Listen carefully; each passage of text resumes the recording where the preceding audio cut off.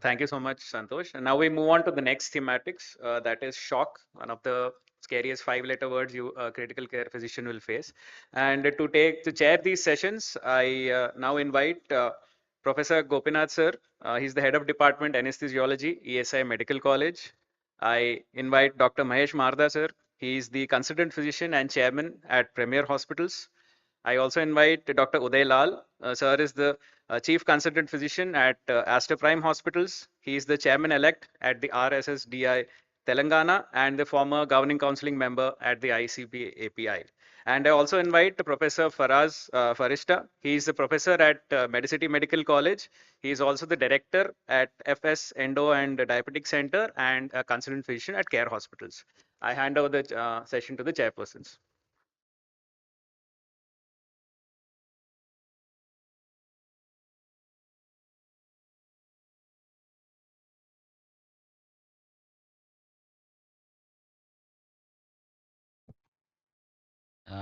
It's always nice to welcome Dr. Pradeep Rangappa again on stage, and he'll be talking to us about Vexus, the role in shock resuscitation. Important topic. What about the origin of shock? So good morning again. So thanks again, chairpersons and Dr. critic team. Rangappa needs no introduction, so I think we'll keep it short. Yeah, I see the timer is at 12 minutes. So I don't know if organizers have reduced the timer. So it's for 15 minutes. Hopefully I get that time. So this is a very interesting topic, Vexus. I'm sure many of the trainees must have started using this Vexus score. So I had already done this talk. So today the intent of this is to see how practically we can utilize this Vexus in shock resuscitation, and a brief of course about what Vexus score is and how we can utilize it and what are the pitfalls and the take home messages. So obviously all the trainees here know that we do IVC assessments to assess fluid responsiveness or fluid status, and this is the starting point for Vexus. So we need to obviously first do IVC, and we have some sort of a rough ballpark that if IVC diameter is less than 1 centimeter, we know CVP is lower. They may be possibly hypovolemic, but not necessarily fluid responsive.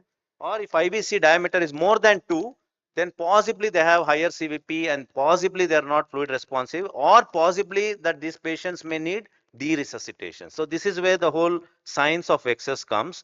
Of course, there are a lot of fallacies about IVC. Why is it that we cannot depend only on IVC? Because we have different formulas for ventilated patients and in spontaneously breathing. For ventilated, we have two formulas. There is variability index. We say if it's more than 12%, they are fluid responsive. Then we have distensibility index, which is Dmax, maximum IVC minus minimum divided by minimum. We say if it's more than 18%, they are fluid responsive.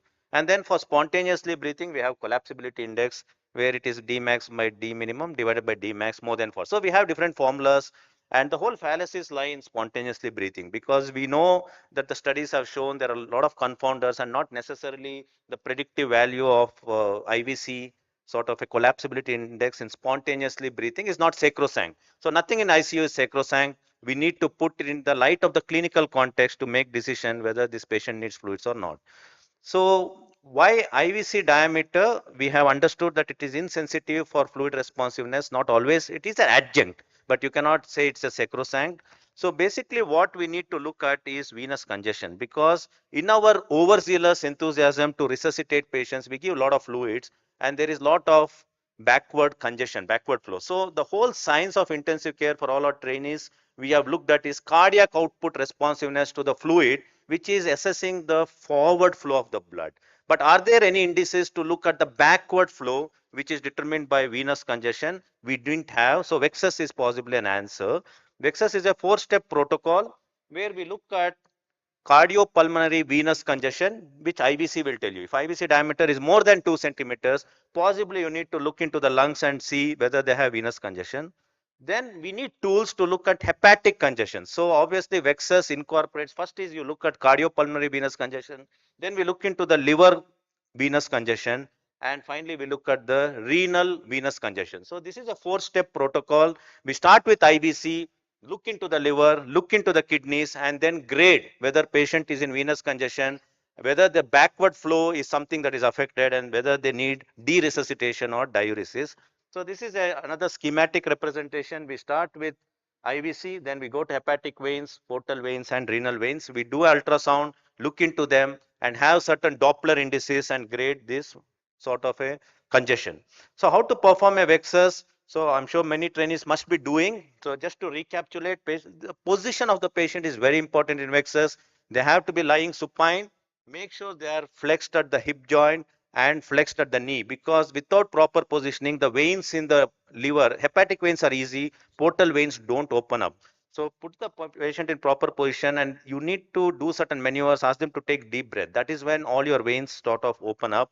So the first step is to look at IVC, do the IVC diameter. If it is less than 2 centimeters, then you don't need to progress when doing Vexus. The Vexus, the question of doing Vexus only arises when your IVC is more than 2 centimeters. So this is the first step. So it starts with IVC. I'm sure all of you are experts in IVC. If IVC is more than 2 centimeters, then the question should come in your mind, what is your Vexus score, whether this patient needs interventions with regards to deresuscitation. So we look at the hepatic veins and we look at the portal veins, and hepatic veins branches out of IVC. It looks like a bunny sign. So as you see, this hepatic vein comes out of IVC and we call it as a bunny sign. Why do we call it as bunny sign? So I'll just show you the bunny sign. So you place the probe, which is little lateral to the xiphisternum, with the patient flexed at the hip and flexed at the knee. Ask them to take deep breath. These veins open up. So there is this left hepatic vein, middle hepatic vein, and the right hepatic vein. This looks like a rabbit face. We call it as a bunny sign. You will see this very easy. You just go today and put your probe, but position is important. Ask the patient to flex, take deep breath. These veins nicely open up. Then you place a cursor. So this is just a video how it looks when you are taking the breath. So this looks very nicely. It is very easy, not at all difficult. Like IVC, it opens up. So then you put your Doppler on one of the either left, whichever is prominent. So either lateral, middle, or the right hepatic vein. Then you get a trace. So this trace becomes important. Always your systolic curve S is more than diastolic. This is in normal when there is no congestion. If you see this wave in Doppler, you see something like this, S and D. So if S is bigger than D, then you know there is no venous congestion, there is no backflow problem. So the Vexus grade is 0. Then you would see reversal where S becomes small and D becomes good. Then you know there is a mild congestion. So mild hepatic impairment is when systolic is less than D, and in Doppler you would see something like this. S should be always more than D. If S becomes smaller, you call it as mild hepatic impairment. Why does that happen? Because your RV pressure is little high, so there is a back pressure that is building up. So systole becomes smaller and diastole becomes bigger. So in severe hepatic, this pattern you see. Generally in ICU, if IVC is more than 2, very often we see this pattern. There is a reversing of S and D. So S becomes positive and D becomes negative, and you see a pattern like this. So this, you know, there is a severe hepatic congestion and you put a grade. So you call it as a severe hepatic congestion. So, but there are certain limitations. If patient has severe tricuspid regurgitation, then the interpretation of this has to be taken into clinical context. So once you have done the hepatic vein, which is similar to IVC, put into the little lateral to the xiphisternum, below the rib cage, you will get the hepatic veins. Portal veins, you need to look at anterior axillary line in the right upper quadrant. You look at with so that this is the position of the probe in the anterior axillary line. So then ask the patient to take deep breath. Your portal vein branches out. It shows up, and if you put a Doppler, you'll have a red color showing blood flowing towards the Doppler. So you would get, then you place a Doppler, put your pulse wave Doppler, you'll get a monophasic. In hepatic vein, you get S and D wave. Here you get a monophasic. Here we look at the pulsatility index. We look at minimum and maximum sort of an amplitude, and we calculate pulsatility index, which is Vmax by minus V minimum divided by Vmax. Normally, it should be less than 30%. If it is more than 30 to 49%, it is mild sort of a congestion. If it is more than 50%, it's a severe congestion in the portal vein. So generally in Doppler, you will see fuzzy sort of a monophasic wave. And if there is mild portal vein, you'll see this curve building up. Generally, you don't see a proper curve. If you have some sort of a curving like this, then your pulsatility index is little more, and Doppler you would see something like this. If it is a severe, you'll see a huge systolic and huge upward and downward stroke where pulsatility index is more than 50%. You'll see something like this, which tells you there is a severe portal congestion. So portal vein position is important, and placing the probe at anterior axillary line in the right hypochondrium is become very important, little on the upper side. positioning of the probes are important to identify, and it comes with practice, and it is very easy if you position the patient properly, because I'm emphasizing if you don't position, you'll be struggling to get portal vein. So this is a patient with a severe sort of a congestion where you'll see a huge upstroke and a huge downstroke where you know the pulsatility index is higher. So then you'll go to intrarenal. Intrarenal veins are a little tricky, not very easy because of the bowels. Again, position of the probe is important. You place the probe at the posterior axillary line in the hypochondriac region. So you will get a fuzzy picture like this, where blue and there is a lot of speckled appearance of blue and red. So you have to go for the interlobar veins. This is a little tricky. It comes with practice. So the normal intrarenal flow is a continuous monophasic flow. It will be like this. So this is a normal intrarenal. So it will be like portal vein, but it's a negative sort of a deflection. If there is a mild intrarenal, then you'll start seeing biphasic pattern, systolic and diastolic. That's when you call it as mild. If it is a severe intrarenal congestion, then you would see only a single phase, which is a diastolic phase. So you would see something like this. So this is a severe renal congestion. And again, this is again a representation. This is the hepatic vein. S is larger than D.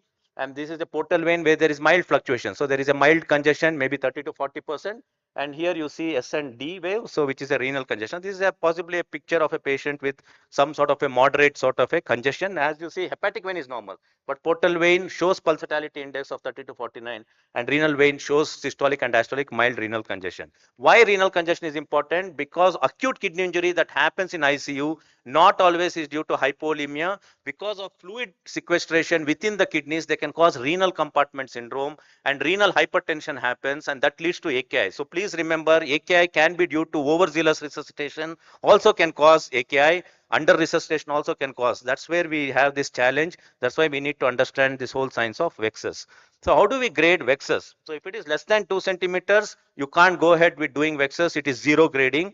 If there is more than 2 centimeters, then you need to see whether there is an abnormal wave in hepatic vein, abnormal wave in portal vein, or abnormal wave in renal vein, and you keep grading 1, 2, 3. If it is 0, it is mild congestion. Moderate if you have 1, 2, or 3 score. Severe is if you have more than 2 score, it is severe congestion. So this is the whole science, and this has been validated in studies, and it has shown the degree of congestion had a direct correlation with the severity of acute kidney injury in this paper that came from Canadian group in 2020. So which means there are small sort of a cohort studies which have shown that this has a good correlation with organ dysfunction.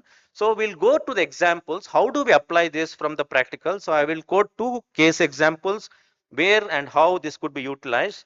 So this is a 28-year-old pregnant lady, G5, P2, 32 weeks pregnancy with twin pregnancy, has had a postpartum hemorrhage, undergoes LSCS, and has a DIC and gets a massive transfusions as you would expect. Hemoglobin was 6.7, lactate was 11. So there is hypoperfusion and lot of fluids patients get. Patient is on ventilator and FiO2 of 80%, PEEP of 10, saturating 94%. Stroke volume variation is 23%. So obviously you will start giving fluids. So already patient has received so much of fluid, blood product resuscitation along with fluids. 6 liters of fluids are given based on your stroke volume variation and your fluid responsive skills that you possess. Vexus was done. So Vexus shows IVC which is dilated, and as you see there is a S and D sort of a divergence. So there is a reversal of S which shows severe hepatic congestion. So this should possibly give a warning to you that maybe it is time that you should stop resuscitating the patients and start de-resuscitating once hemodynamic stability is achieved. And then echo is done. Echo shows your right heart dysfunction, and cardiac output is low, and there is movement of the interventricular septum, and there is a D pattern in the echo which shows there is an RV strain because of fluid sort of a over resuscitation and load on the RV. And then a Doppler is done which shows common femoral vein mobile clot. So it's a lot of things happening in a patient. So this is a patient with DIC, develops a sort of venous thromboembolism with an RV dysfunction secondary to all the insults that patient has had. CTPA shows bilateral segmental PH. This is a real case. It's not a made up case. This is a real case. So what do we do? So when you obviously this patient is on vasopressors based on Vexus, based on RV dysfunction, because there is a RV dysfunction and the movement of interventricular septum showing RV strain, ultrafiltrate was done because this patient had already gone into AKI. 5 liters of fluid was removed. IVC filter was placed because you couldn't give anticoagulation because of DIC that had. So on day 3, patient was extubated and discharged from the hospital on 17 days. So what is the learning point?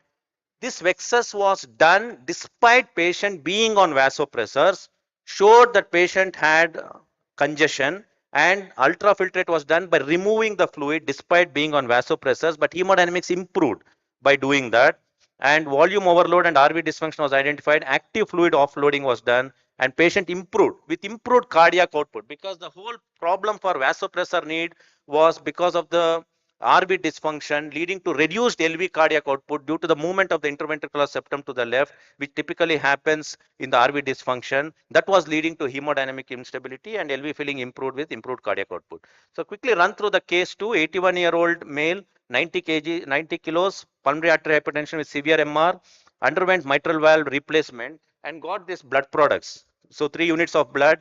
Pay attention to the type of cases I'm showing, because these are the cases where Vexus will be valuable. So they gave FFP and platelets, 800 ml of blood products was given, and fluid balance for this patient, who is 81-year-old, was 2910, and the vitals, as you see, was 73, and this was on noradrenaline with dobutamine, and patient was on HFNO. So there was gas exchange problem and FiO2 of 40%. Patient had crackles, and echo was done which showed a TAPSE of 13, which means RV dysfunction. So basically your Vexus is to determine sort of an RV assessment and try to decongest these patients. And this was the blood investigations. And just quickly, I'll just take 1 minute more. So Vexus day 1 showed IVC of 25, which shows congestion.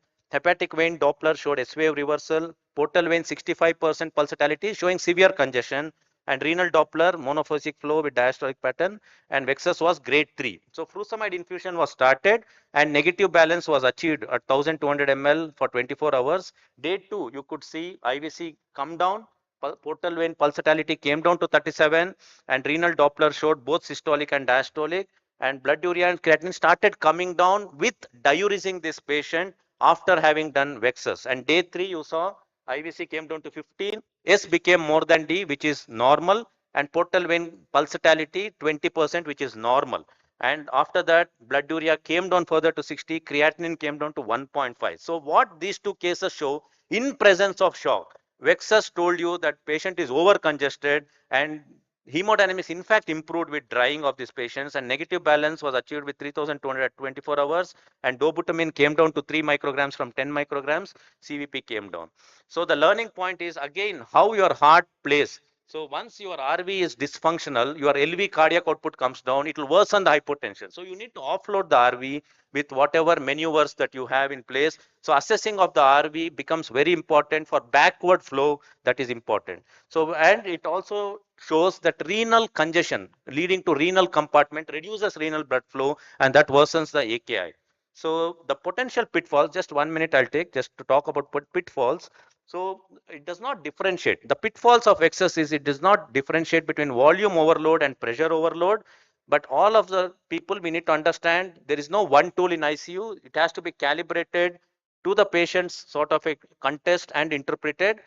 The gospel for ICU is there's no one tool. You have to take clinical, lab, imaging, focus. All this has to be put in tandem to determine your treatment algorithms. All this time you were looking at fluid responsiveness as a cardiac output improvement following fluid, and Vexus is not a tool to assess fluid responsiveness. It is to assess the backward flow, and the whole thing about Vexus is it is investigated primarily in cardiac surgery patients and in decompensated heart failure. So this is the value. So if you are working in CCU, or if you have a patient in ICU with a cardiac problem, I think Vexus has an immense role in determining how much you can dry these patients.